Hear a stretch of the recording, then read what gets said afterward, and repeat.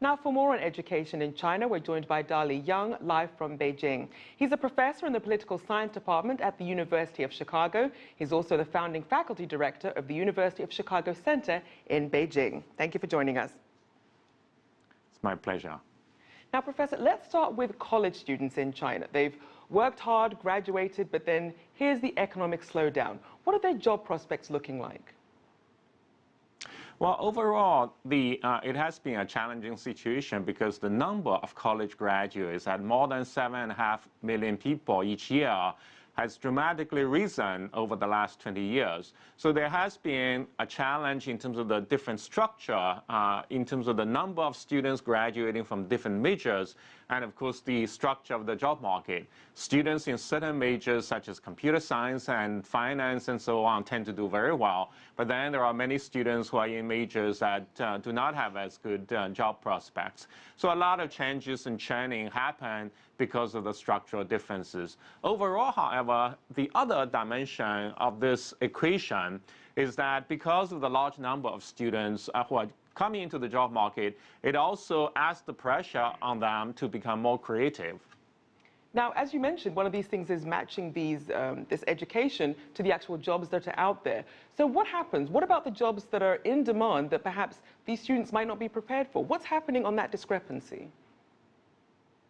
Well, I think certainly the market helps to correct some of those issues because many students do change their majors over time. They go into graduate school, and of course, increasingly, many of the youngsters actually go abroad to study, including especially the United States.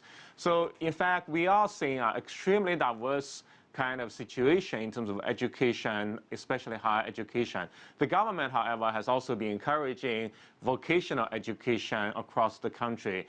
So over time, again, parents and the students tend to want to do very well and to go into elite education. But at the same time, in fact, there are very different demands across the country. But at the other end of the scale, however, in terms of the manual labor job market, in fact, there is a shortage of workers in many parts of the country. There we have the opposite problem that kids find that it doesn't pay to go into many years of education.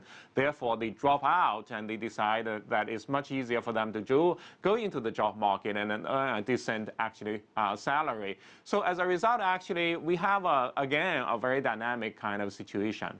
And Dali, as you mentioned, the issue of perhaps paying for that education, we also have parents who are, if they're able to afford it, are choosing the private school route in China. And on the more expensive side, you have schools like Beijing BISS International, where tuition is 300,000 yuan or $48,000 a year. And with so much competition to get into good schools and get a good job, are private schools worth that return on investment?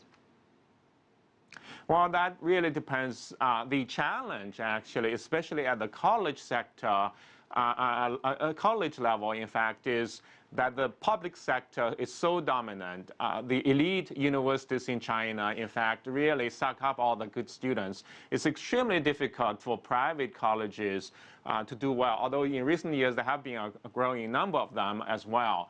At the high school and middle school level, however, there is increasing diversification because a larger number of students actually want to study overseas, and therefore the number of schools who are catering to those students' demand actually have been growing.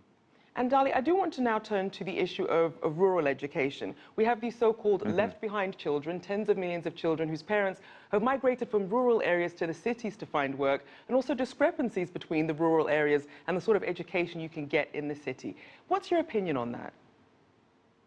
Well, it turned out we just launched a new report on the state of China's children yesterday, and the disparities are striking, even for people who actually know about the situation generally.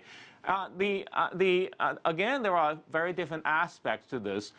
In terms of the large numbers of migrant children who are being, actually the children of migrant workers who are left behind, very often actually they don't do badly in terms of cognitive development, in terms of their scores, because very often their parents are earning more and create more opportunities. The challenge, however, is very often many of those students suffer emotionally because very often actually both of their parents actually are away working in the coastal region.